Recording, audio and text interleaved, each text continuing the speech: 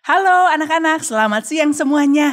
Jumpa lagi di acara PA Anak GRI Bandung. Nah anak-anak coba tahun ini tahun 2023 dan sekarang tanggal 30. Berarti hanya tinggal 1 hari lagi tahun 2023. Kemudian kita akan memasuki 1 tahun yang baru. Wah sebentar lagi tahun 2024. Kalau kita kilas balik melihat apa aja yang sudah terjadi di tahun 2023 ya. Mungkin ada saat-saat membahagiakan, tapi ada juga saat-saat yang membuat susah hati. Tapi satu hal, apapun yang terjadi dalam hidup kita, Tuhan tidak pernah meninggalkan kita. Tuhan selalu beserta dengan kita. Biar itu yang memberikan kekuatan dan pengharapan selalu hari demi hari bagi kita. Nah, hari ini kita mau sama-sama latihan lagu dengan judul Memperkenan Hati Tuhan. Lagu ini berkata apa? Kalau anak-anak lihat teksnya, berkata aku gak mau hidup saya percuma, tidak ada hasilnya. Ya, kita gak kerasa hari berlalu demi hari menjadi bulan, tahu udah akhir tahun. Apa yang udah aku kerjakan ya untuk Tuhan? Apakah aku sudah semakin baik hari demi hari? Atau aku melewatkan waktuku begitu saja dengan sia-sia? Nah biarlah melalui lagu ini kita sama-sama belajar, sama-sama mengingatkan diri dan sama-sama berjanji sama Tuhan. Tuhan aku gak mau hidup saya percuma, aku mau giat untuk Tuhan. Aku mau pakai setiap waktu untuk Tuhan. Mau menyenangkan hati Tuhan, itu adalah tujuan hidupku. Kita sama-sama latih lagu ini 1 kali.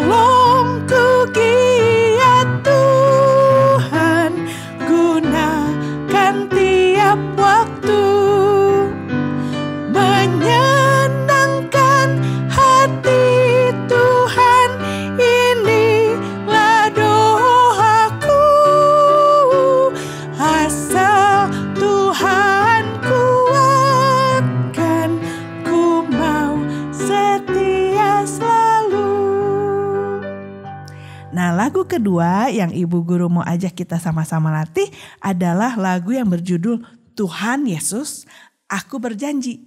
Kalau lagu pertama yang tadi kita nyanyikan dikarang oleh Bapak Pendeta Caleb Tong. Lagu yang kedua yang akan kita nyanyikan Tuhan Yesus, Aku Berjanji dikarang oleh Bapak Stephen Tong. Mereka adalah kakak adik. Dua-dua menyerahkan diri menjadi hamba Tuhan. Dan dua-dua dengan setia melayani Tuhan. Dua-dua juga menggubah lagu-lagu yang indah. Mari kita sama-sama latihan lagu yang kedua.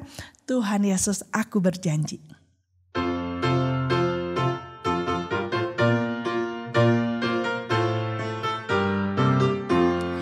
Tuhan Yesus Aku berjanji jadi murid-Mu yang setia. Rajin berdoa, baca Alkitab, selalu bersaksi bagimu. Akal iblis aku menolak, firman Tuhan aku menurut. Mulai sekarang sampai selamanya, tetap setia pantang mundur. Mari kita sama-sama merenungkan, mempersiapkan hati kita, siap-siap bersaat teduh untuk merenungkan firman Tuhan.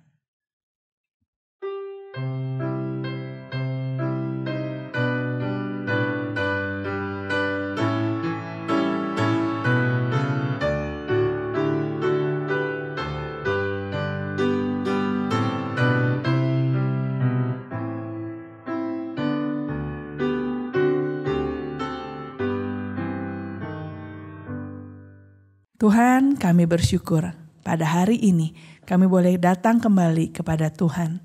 Kami bersyukur kami dapat sama-sama mendengarkan kebenaran firman Tuhan. Kami bersyukur untuk pimpinan, penyertaan, penjagaan Tuhan sepanjang tahun 2023. Tuhan tolong kami supaya kami boleh menjadi anak-anak yang mencintai Tuhan, menjadi anak-anak yang terus bertumbuh sesuai yang Tuhan mau. Tolong supaya melalui pendengaran akan firman Tuhan, hati kami semakin sesuai dengan yang Tuhan mau. Hidup kami menjadi tidak sia-sia karena ada tujuan yang jelas. Tuhan pimpin PA Anak hari ini.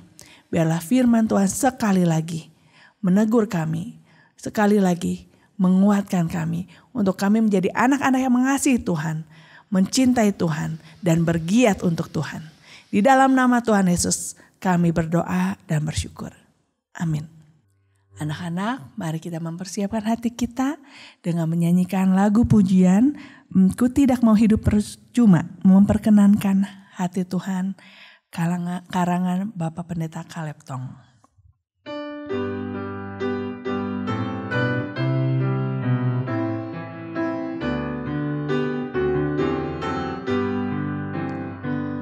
Ku tak mau hidup percuma, tiada hasilnya.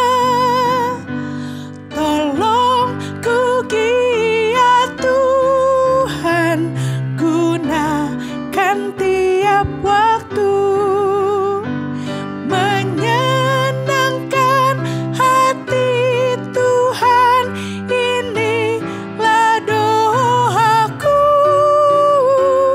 Asal Tuhan kuatkan, ku mau setia selalu. Sekali lagi.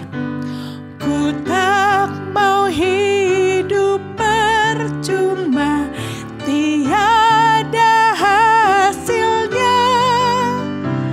Tolong ku giat Tuhan, gunakan tiap waktu, menyenangkan hati Tuhan, inilah doaku.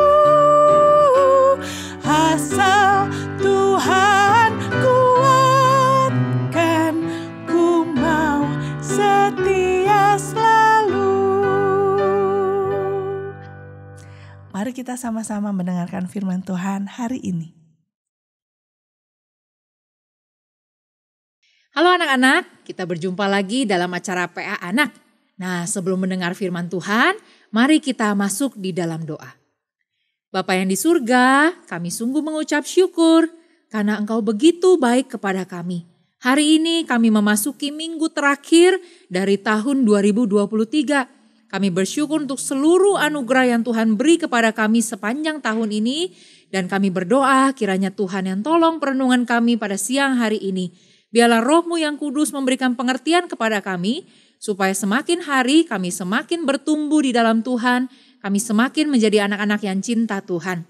Berkatilah Ibu yang menyampaikan firman, kiranya Tuhan berikan kuasa dan pertolongan kepadanya. Hanya di dalam nama Tuhan kami Yesus Kristus, kami sudah berdoa dan mengucap syukur. Amin.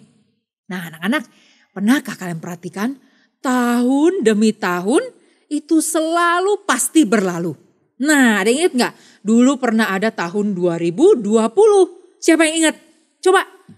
Wah, hampir semua ya ingat ada tahun 2020.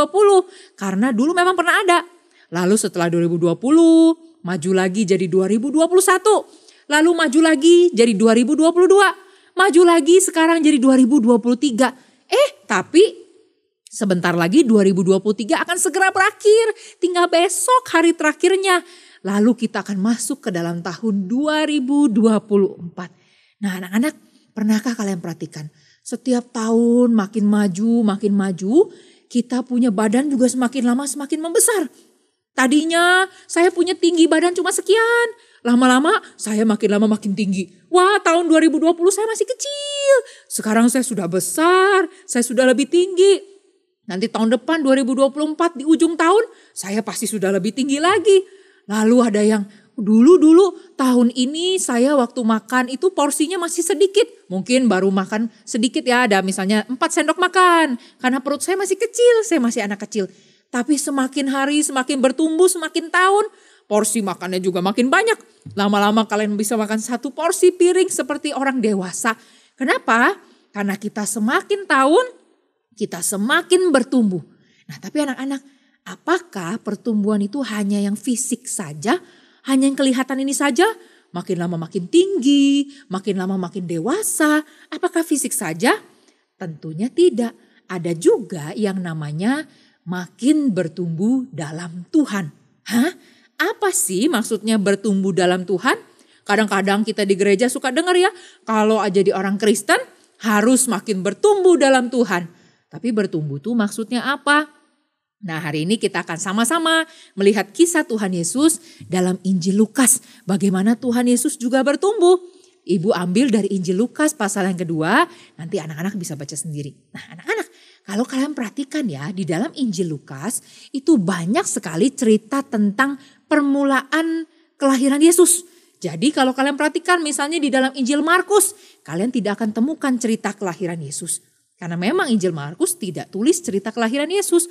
Lalu dalam Injil Yohanes juga tidak ada cerita tentang kelahiran Yesus. Loh, jadi cerita kelahiran Yesus ada di mana?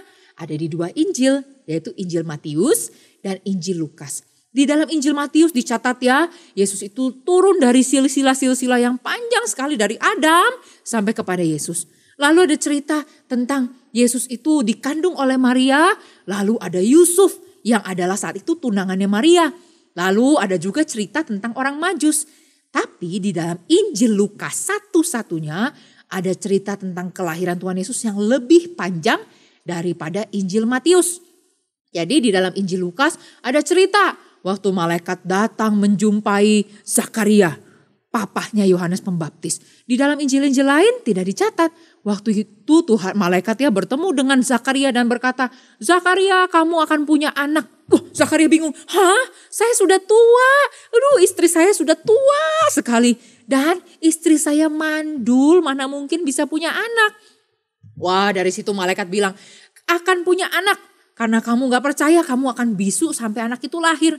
Wah, jadi ada ceritanya ya. Nanti setelah itu malaikat menjumpai Maria dan malaikat bilang ya, nanti kamu akan mengandung seorang bayi dari Roh Kudus, yaitu dia akan disebut sebagai anak Allah yang Maha Tinggi.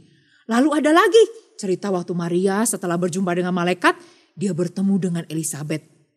Nah, dia bertemu dengan Elisabet, lalu Maria bernyanyi pujian namanya Magnificat, dan setelah itu ada pula cerita setelah Yesus lahir. Ada gembala-gembala yang dikasih tahu dan gembala-gembala itu pergi ke palungan menjumpai Tuhan Yesus. Nah, ternyata tidak berhenti sampai di sana.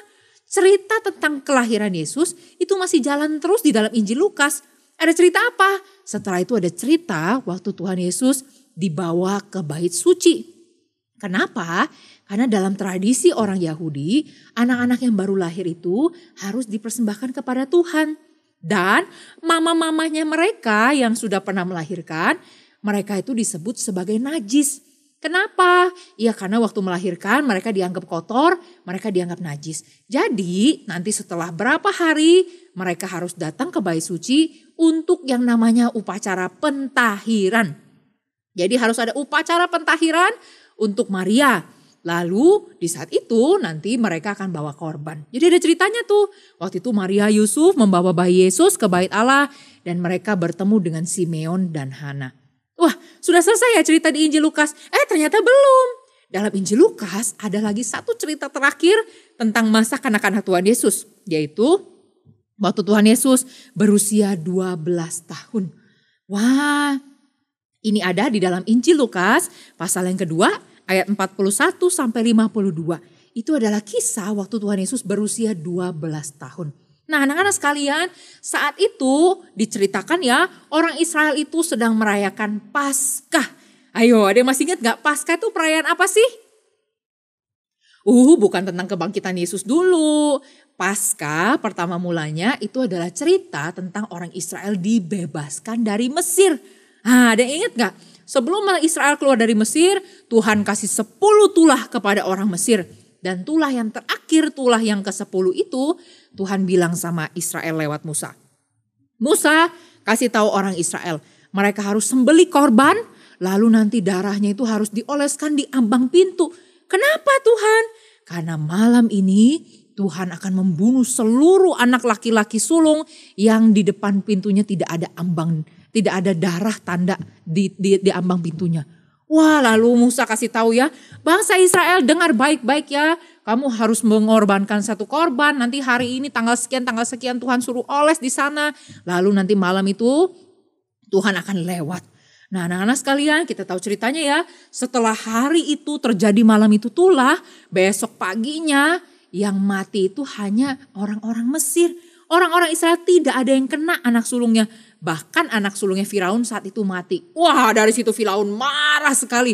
Gara-gara kamu ini ya Musa ya, anak saya mati. Ini adalah keturunan harusnya melanjutkan saya jadi raja. Tapi dia mati. Sudah, aku sudah pusing dengan kalian. Pergi sana. Jadi Firaun mengusir bangsa Israel saat itu setelah anaknya mati. Nah, anak-anak sekalian, disitulah bangsa Israel selalu ingat tentang peristiwa Paskah. Yaitu apa? Peristiwa Passover. Tuhan melewati mereka dari maut. Tuhan melewati mereka dari kematian. Maka orang-orang Israel itu disebut orang-orang yang dibebaskan. Orang-orang yang diselamatkan. Lalu nanti mereka ya dibebaskan dari tanah Mesir. Mereka keluar. Nanti mereka akan masuk ke dalam tanah Kanaan. Nah, Paskah adalah satu dari 3 acara penting dalam Israel yang orang Israel itu harus semuanya kumpul di Yerusalem setiap kali acara Paskah. Jadi ada 3 perayaan ya, ada Paskah, ada Pentakosta, lalu ada satu perayaan lagi. Di sana orang Israel itu harus datang ke Yerusalem. Tapi dari 3 perayaan ini yang sangat wajib orang Israel harus datang ke Yerusalem adalah acara Paskah. Jadi setiap kali peringatan Paskah, orang-orang yang tidak tinggal di Yerusalem, mereka yang tinggal di Galilea, mereka tinggal di daerah-daerah lain, mereka harus datang ke Yerusalem untuk merayakan perayaan ini. Nah, anak-anak sekalian, dalam Injil Lukas dicatat ketika Yesus berusia 12 tahun dan ketika hari Paskah itu, lalu keluarga Yesus, Maria, Yusuf, mereka pergi dari Nazaret itu di atas ya di Galilea, mereka pergi ke bawah sampai menuju ke Yerusalem. Berapa jauh sih jalannya? Penafsir mengatakan ya, itu jalannya adalah kira-kira 3 hari perjalanan jauhnya. Wah, jauh ya. Zaman dulu belum ada mobil, zaman dulu belum ada kereta. Jadi mereka harus jalan seperti biasa. Mungkin mereka naik unta atau mereka berjalan kaki. Jadi itu butuh waktu 3 hari lamanya. Wah, perjalanan yang cukup panjang ya. Dan anak-anak tahu nggak? Di dalam tradisi mereka, yang wajib datang ke Yerusalem itu hanya laki-laki. Jadi Maria, Yusuf yang wajib datang ke Yerusalem itu adalah Yusuf. Tapi di dalam Alkitab dicatat Maria juga ikut Yusuf. Bahkan Yesus juga dibawa waktu di usia 12 tahun itu. Ini menunjukkan apa? Ini menunjukkan bahwa Maria dan Yusuf adalah keluarga yang betul-betul cinta Tuhan. Maria itu sungguh-sungguh bahkan mengikuti perayaan-perayaan Paskah seperti itu. Perayaan-perayaan peringatan akan pembebasan Tuhan. Maria ikut. Jadi Maria ikut merayakan meskipun Maria tidak wajib. Tapi dia tetap ikut dengan Yusuf. Bahkan Yesus dibawa yang saat itu baru berusia 12 tahun. Wah, jadi mereka jalan ya. Dari Nazaret mereka jalan. Nanti sudah sampai satu tempat mereka berhenti sejenak. Lalu mereka bisa makan, mereka bisa istirahat. Dan mereka bukan hanya bertiga, tapi mereka tuh biasanya satu rombongan. Rombongannya mungkin besar, mungkin juga gak terlalu besar. Kenapa harus rombongan? Karena anak-anak perjalanan dari luar-luar tempat ke Yerusalem itu perjalanan yang berbahaya. Kenapa berbahaya? Karena biasanya banyak perampok. Kalian ingat gak cerita perumpamaan Tuhan Yesus di dalam Injil? Ada cerita kan waktu ada satu orang dia sedang berjalan lalu dia kerampokan. Itu adalah perjalanan ziarah atau perjalanan sedang menuju ke Yerusalem. Makanya kan ada cerita orang Lewi lewat tapi gak mau tolong. Ada cerita imam lewat tapi gak mau tolong. Itu adalah kisah-kisah yang biasanya waktu mereka mau menuju Yerusalem. Jadi biasanya orang-orang Israel tuh kalau mau pergi ke Yerusalem kan bahaya ya, banyak rampok, banyak preman, banyak orang yang jahat.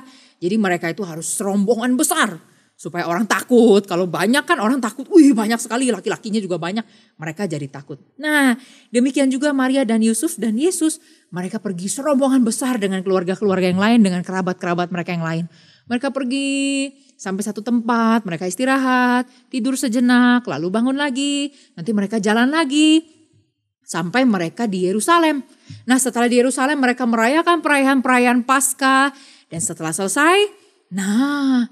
semua selesai, Yusuf, Maria dan seluruh rombongan yang lain juga mau pulang. Nah, sudah selesai ya acaranya, sekarang kami harus pulang. Yusuf harus kembali bekerja, Maria harus kembali ke rumah, semua harus pulang.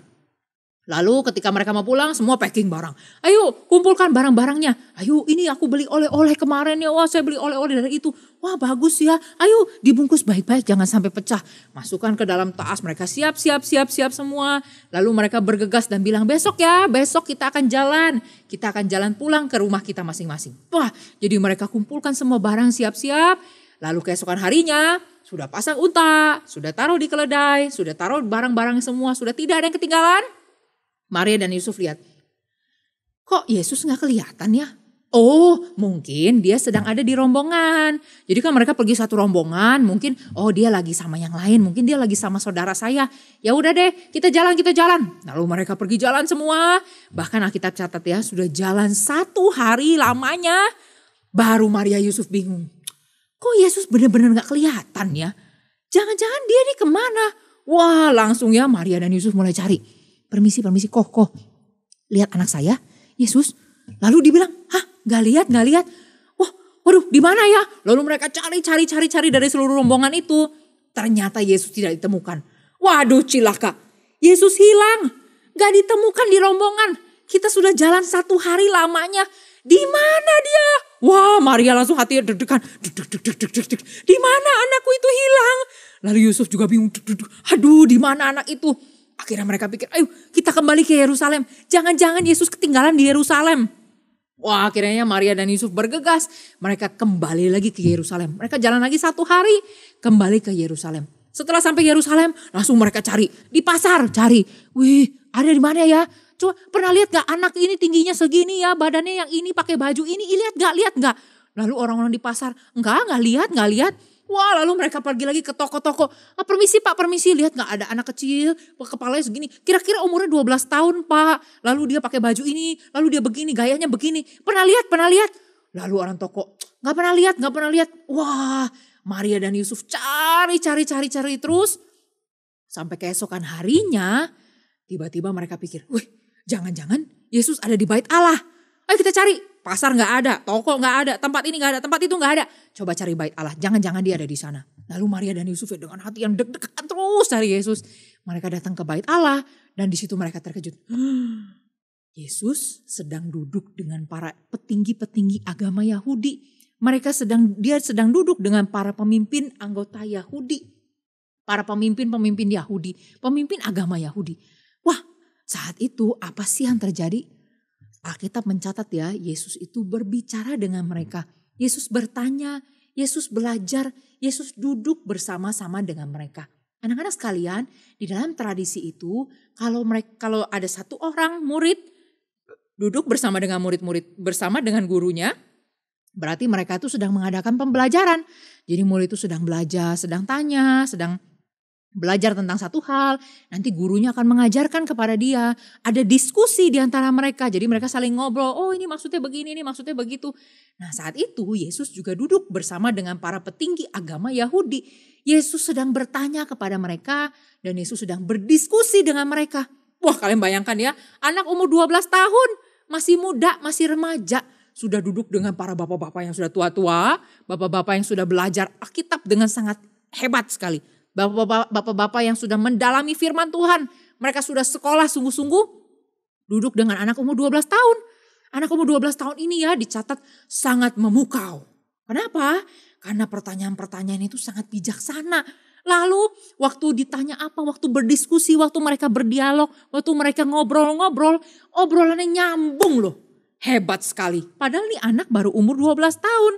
Tetapi dia sedang ngobrol-ngobrol dan obrolan itu semua nyambung. Dan itu dikatakan ya penuh hikmat dari Tuhan. Penuh hikmat yang hebat-hebat, yang bagus-bagus.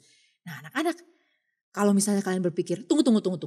Ya iyalah Tuhan Yesus hebat, kan dia Tuhan. Nah anak-anak sekalian, sebenarnya kita tidak percaya ya. Waktu Yesus lahir, mendadak Yesus sudah jadi bijaksana. Yesus bisa bicara sejak dia keluar dari kandungan Maria. Tidak. Kita percaya apa? Kita percaya Yesus adalah Tuhan yang menjadi manusia. Dan dia betul-betul jadi manusia sejati. Maksudnya jadi manusia sejati itu apa? Berarti dia bertumbuh seperti kita bertumbuh. Dia menjadi manusia sama seperti kita. Tapi bedanya dia tidak berdosa. Yesus bertumbuh. Bertumbuh ngapain? Yesus belajar bicara. Yesus belajar Taurat. Yesus belajar firman Tuhan. Dan kalian ingat ya, Maria dan Yusuf adalah dua orang yang sangat cinta Tuhan. Mereka setia sekali menjalankan firman Tuhan. Berarti Yusuf adalah orang yang sangat rajin mengajarkan firman Tuhan kepada Tuhan Yesus. Jadi Yesus tuh juga belajar dari Yusuf. Nah jadi anak-anak waktu Yesus umur 12 tahun, dia punya pengetahuan yang sangat indah, yang sangat baik dari firman Tuhan. Bukan karena dia Tuhan lalu dia hebat, bukan. Tapi karena dia belajar sungguh-sungguh. Karena Yesus itu adalah Tuhan yang menjadi manusia. Yesus betul-betul jadi manusia sejati dan dia bertumbuh.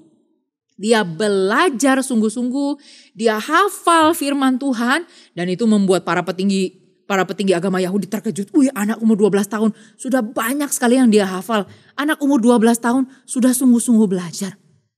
Anak-anak sekarang pertanyaannya gini, Yesus kan Tuhan. Tapi kan dia jadi manusia, dia belajar. Kenapa sih dia harus susah payah? Kan gampang kalau dia jadi Tuhan aja langsung bisa semuanya. Kenapa dia harus susah payah belajar? Kenapa dia harus jadi manusia? Anak-anak perhatikan ya.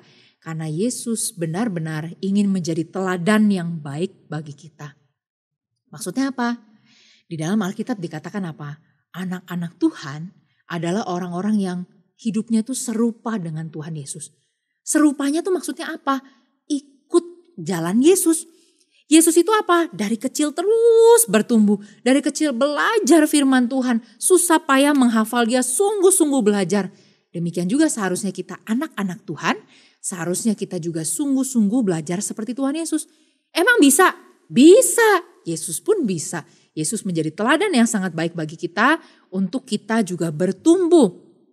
Kita adalah orang-orang, kalau misalnya kita adalah anak-anak Tuhan, kita seharusnya setia meneladani Tuhan Yesus. Seperti Tuhan Yesus bertumbuh mengenal firman, demikian juga seharusnya kita bertumbuh mengenal firman Tuhan. Nah anak-anak sekalian, saat itu Yesus duduk ya dengan para pemimpin agama Yahudi, orang-orang yang sudah belajar. Kalau di zaman kita sekarang misalnya seperti pendeta ya, pendeta itu sudah sekolah loh, sekolah teologi. Mereka sudah belajar Alkitab, mereka sudah dalami sungguh-sungguh baca buku-buku yang baik. Orang yang harusnya sudah sangat bijaksana. Tapi waktu bicara dengan Tuhan Yesus, wah ternyata anak kecil umur 12 tahun ini sangat bijak. Hebat sekali, padahal umurnya masih sangat muda. Pertanyaan-pertanyaan yang diajukannya bukan pertanyaan-pertanyaan remeh. Tapi pertanyaan-pertanyaan yang sangat baik, pertanyaan-pertanyaan yang sangat indah untuk didiskusikan. Pertanyaan-pertanyaan yang sangat memukau para pemimpin agama saat itu. Nah tapi di tengah pembicaraan yang seru ini, ada Yusuf dan Maria yang datang dengan khawatir. Ingat ya, Yusuf dan Maria sedang cari anak yang hilang ini. Waduh, ternyata Yesus ada di sini. Waktu Maria lihat, wah itu Yesus. Tapi lagi ngapain? Lagi duduk di sana, lagi bicara. Aduh, kenapa bisa ketinggalan? Akhirnya Maria datang Yesus dan Maria berkata apa? Nah, kenapa engkau berbuat demikian terhadap kami? Ini loh bapakmu Yusuf dan aku. Kami cemas sekali mencari engkau. Kami terus cari-cari engkau. Kamu gak ketemu. Kami takut sekali, kami deg-degan. Maria itu ya seperti layaknya seorang ibu. Karena memang Maria adalah ibu yang melahirkan Yesus. Dia memang betul-betul khawatir sekali. Kadang-kadang coba bayangkan ya. Kalau misalnya kalian hilang, yang panik itu bukan cuma kita. Jadi yang misalnya kita hilang nih, yang panik bukan kita doang, kita panik, wah kita di mana? Aku hilang, aku gak tahu jalan pulang. Yang panik bukan cuma kita, tapi orang tua kita juga panik. Waduh, anakku gak pulang-pulang, sudah jam berapa ini kok gak pulang-pulang. Jadi orang tua tuh biasanya wajar sekali untuk sangat panik kalau anaknya hilang. Makanya Maria juga sangat mengkhawatirkan. Waduh, Yesus ini sudah hilang, sudah 3 hari kata Alkitab. 3 hari Yesus hilang. Sangat-sangat ketakutan mereka. Tapi anak-anak sekalian, setelah Maria berkata seperti tadi, Yesus menjawab begini. Mengapa kamu mencari aku? Tidakkah kamu tahu bahwa aku harus berada di dalam rumah Bapakku? Tunggu. Maria kan cari Tuhan Yesus. Kamu kemana aja nak? Kami cemas loh, jangan begitulah. Lalu Tuhan Yesus bilang, kenapa kamu cari aku? Bukankah kamu tahu bahwa aku harus berada di dalam rumah Bapakku? Loh anak-anak sekalian, apakah Yesus menjawab begitu karena Yesus gak tahu mamanya panik? Ini Maria sudah panik loh, hatinya deg-degan, sudah nangis-nangis mungkin cari Tuhan Yesus. Apa Yesus gak tahu kalau Maria itu panik? Tentu Yesus tahu. Tapi kenapa sih Yesus harus mengatakan kalimat seperti itu? Apakah Yesus kurang ajar? Coba bayangkan ya kalau misalnya kita, mama sudah cari kita setengah mati. Nah kamu dari mana saja? Mama sudah cari kamu setengah mati, gak ketemu. Lalu kita menjawab, ngapain mama cari saya? Bukankah mama tahu saya harus ada di sini? Wah kalau kayak gitu ya mama hatinya bisa deg-degan kan? Hah? Anak ini kurang ajar sekali gitu. Nah tapi anak-anak sekalian, Yesus waktu berkata itu bukan berarti Yesus kurang ajar. Kenapa? Karena Yesus mengatakan itu ada hal penting yang mau dimaksudkan dia. Apa maksudnya? Coba sekali lagi ya, Yesus mengatakan, mengapa kamu mencari aku? Tidakkah kamu tahu bahwa aku harus berada di rumah Bapakku? Yesus mengatakan itu, kenapa? Karena dia menyatakan bahwa dia adalah Mesias. Dia adalah utusan Tuhan. Kalau kalian baca lagi di dalam Injil Lukas bagian-bagian sebelumnya, sudah dikatakan oleh malaikat, Maria, kamu akan mengandung seorang bayi. Dia adalah anak Allah yang Maha Tinggi. Dia adalah Mesias. Lalu kalian baca lagi ya kepada para gembala. Hari ini telah lahir bagimu juru selamat di kota Daud. Ada Mesias yang datang. Lalu di bagian ini Lukas sengaja ingin menuliskan bagian ini di dalam Injilnya. Untuk menunjukkan apa? Bahwa Yesus betul-betul Mesias yang Tuhan janjikan. Meskipun Yesus masih sangat kecil saat itu, masih berusia 12 tahun. Tapi Yesus itu adalah betul-betul Mesias yang dikirim oleh Tuhan. Yesus itu bukan jadi Mesias waktu nanti setelah dia dewasa, waktu dia mulai pelayanan baru dia jadi Mesias. Bukan, dia adalah Mesias sejak Tuhan mengirim dia, sejak Tuhan mengutus dia. Yesus adalah Mesias, dia adalah utusan Tuhan. Jadi di sini ya, Lukas sang penulis Injil ini, dia ingin menekankan sekali lagi bahwa apa? Yesus adalah Mesias yang dijanjikan Tuhan. Yesus adalah juru selamat yang diutus Tuhan untuk membebaskan manusia dari dosa. Nah demikian juga waktu Lukas menuliskan hal ini, Lukas mau tekankan sekali lagi. Lihat, dialah Mesias yang diutus Tuhan. Lihat, meskipun dia masih kecil, dia adalah Mesias yang diutus Tuhan. Dia bukan cuma sekedar anak pintar dari Galilea, dari Nazaret. Bukan. Dia bukan, oh ini loh anaknya Yusuf yang pintar itu. Bukan. Dia bukan cuma sekedar dia lebih pintar daripada anak-anak yang lain. Bukan. Tapi dia adalah Mesias yang dijanjikan Tuhan. Yesus adalah Mesias yang unik, cuma ada satu. Yang diutus Tuhan untuk menggenapkan rencana Tuhan. Dan nanti ketika Yesus sudah dewasa, dia betul-betul akan pergi keliling Israel. Untuk apa? Untuk mengabarkan Injil. Untuk mengajar orang-orang. Jadi kalian ingat ya, waktu Yesus masih umur 12 tahun, Yesus berbincang-bincang dengan para guru-guru besar. Yesus berbicara dengan mereka, Yesus bertanya, Yesus berdiskusi dengan mereka. Tapi suatu saat nanti, ketika Yesus dewasa, Yesus yang akan mengajar orang-orang banyak. Kalian bisa lihat di dalam Injil ya, ada khotbah di bukit. Lalu ada cerita waktu Yesus mengajar dari tepi pantai. Yesus di kapal, lalu dia mengajar banyak orang di sana. Yesus nanti setelah dewasa, dia akan mengajar banyak orang tentang firman Tuhan. Yesus akan mengajarkan banyak orang tentang pekerjaan Tuhan. Yesus akan mengajarkan kepada banyak orang tentang Tuhan. Anak-anak sekalian, Yesus bahkan juga akan menjadi juru selamat yang akan mati di atas kayu salib. Maka Lukas mencatat di sini waktu Yesus mengatakan ya, tidakkah kamu tahu bahwa aku harus ada di dalam rumah Bapakku? Maksudnya adalah Yesus akan menjalankan pekerjaan Tuhan. Dia adalah utusannya Tuhan. Nah anak-anak sekalian, tapi setelah kalimat itu, Yesus dicatat pulang bersama-sama dengan Yusuf dan Maria ke Nazaret. Dan dicatat ya, ia tetap hidup dalam asuhan mereka. Loh, kenapa begitu? Tadi kan sudah bilang ya, seolah-olah Yesus bilang, aku harus kerjakan pekerjaan Tuhan loh. Tapi kok habis itu Yesus pulang lagi dengan Maria? Kenapa demikian? Karena memang belum waktunya. Anak-anak, Tuhan sudah menetapkan bahwa Yesus akan memulai pelayanannya waktu dia sudah dewasa. Waktu dia berusia sekitar 30 tahun, baru Yesus memulai pelayanannya. Lalu sebelum itu Yesus ngapain? Alkitab catat apa? Yesus pulang bersama-sama dengan Yusuf dan Maria dan Yesus tetap di dalam asuhan mereka. Di dalam asuhan ngapain sih? Yesus bertumbuh di dalam asuhan mereka. Yesus tidak berkata, sudah terima kasih ya Bapak Yusuf, terima kasih ya Ibu Maria karena kalian sudah membesarkan saya sudah jadi orang yang besar sekarang saya sudah hebat, saya sudah bisa pergi, saya sudah langsung melayani Tuhan. Tidak, Yesus tidak lakukan itu. Kenapa? Karena belum waktunya. Dan sebelum waktunya tiba, dia tetap pulang dengan Yusuf dan Maria dan dia bertumbuh di dalam asuhan Yusuf dan Maria. Selama Yesus menunggu sampai dia dewasa, Lukas mencatat, Yesus makin bertambah besar dan bertambah hikmatnya dan besarnya dan makin dikasihi oleh Allah dan manusia. Anak-anak sekalian, berarti Yesus terus tumbuh, bukan hanya badannya yang tumbuh makin besar, makin tahun badannya makin besar, ototnya makin lama makin kuat. Bukan hanya itu, tapi hikmatnya juga semakin bertumbuh di dalam Tuhan. Nah, anak-anak sekalian, ini adalah hal yang sangat-sangat indah. Karena apa? Karena Yesus pun bertumbuh untuk melayani Tuhan. Yesus yang adalah Tuhan, dia menjadi manusia sama seperti kita. Dia pun bertumbuh untuk melayani Tuhan. Yesus belajar bicara. Yesus belajar Taurat. Yesus belajar firman Tuhan. Bahkan Lukas katakan dia makin bertumbuh. Lukas gak bilang dia tiba-tiba jadi orang yang pintar semua. Enggak. Lukas bilang dia makin bertumbuh, dia perlahan demi perlahan makin dikasihi Tuhan dan makin dikasihi manusia. Dia semakin lama hikmatnya semakin besar, makin lama dia makin cinta Tuhan, makin lama dia makin memahami firman Tuhan. Dia belajar sungguh-sungguh dan katakan ya Yesus tidak menyia-nyiakan waktunya untuk bersantai. Kan saya nanti baru pelayanan waktu saya dewasa. Jadi ya sekarang santai dong, saya boleh main.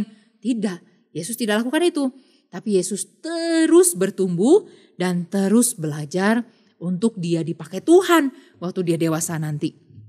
Anak-anak sekalian, 2 hari lagi kita akan memasuki tahun yang baru. Memasuki tahun 2024. Lalu apa yang harus terjadi waktu pergantian tahun? Yang terjadi pasti yang tadi ya, tubuh kita makin besar, badan kita makin tinggi, tentu itu semua terjadi. Tapi ada satu hal yang lebih penting terjadi, yaitu apa? Anak-anak itu harus semakin bertumbuh serupa dengan Kristus. Yaitu apa? Tahun demi tahun Yesus bertumbuh.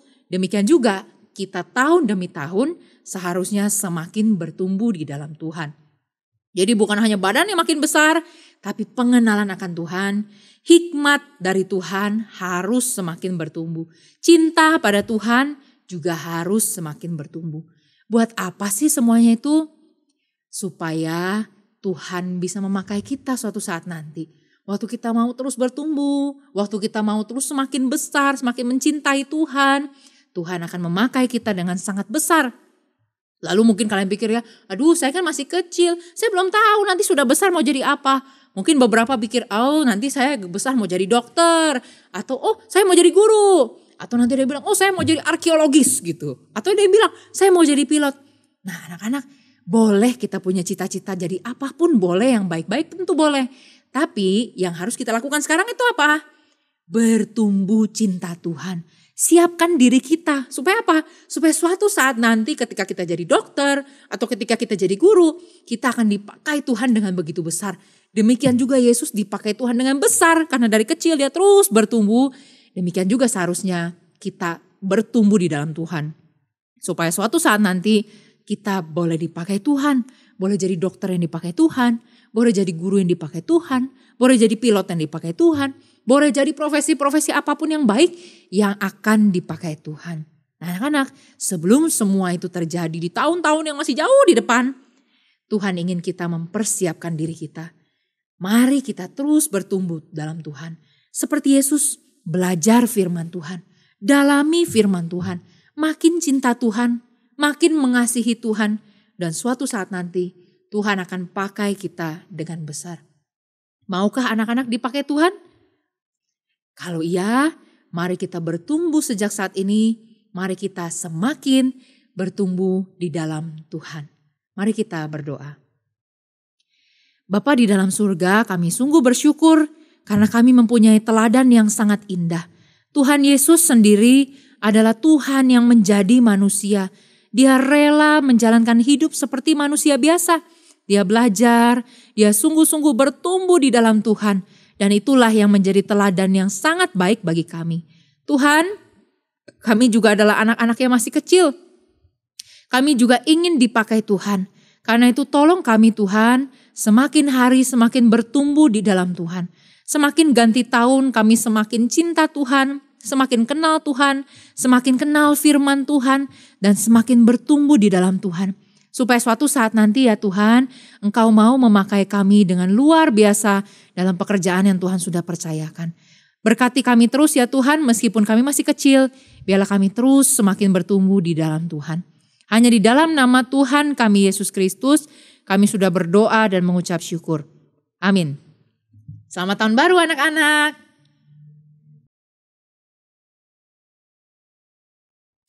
Bersyukur untuk firman Tuhan yang masih kita bisa dengarkan hari ini. Di penghujung tahun, Tuhan masih menganugerahkan kita boleh mendengarkan kebenaran firman Tuhan. Nah anak-anak, PA Anak tanggal 6 Januari nanti tidak tayang, tapi akan kembali tayang pada tanggal 13 Januari. Ya, mari kita sama-sama menutup PA Anak hari ini dengan satu janji, satu komitmen. Ya, mengakhiri tahun 2023 dan memasuki tahun 2024 dengan satu janji. Tuhan, aku janji mau jadi murid-Mu yang setia, mau jadi pengikut-Mu yang setia. Aku janji mau semakin giat berdoa, baca Alkitab, dan semakin rajin bersaksi bagi Tuhan. Makin hidup suci, makin hidup kudus, makin berkata tidak terhadap dosa.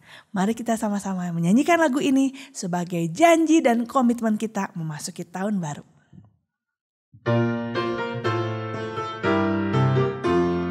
Tuhan Yesus, aku berjanji jadi murid-Mu yang setia, rajin berdoa, baca Alkitab, selalu bersaksi bagi-Mu. Akal iblis aku menolak, firman Tuhan aku menurut.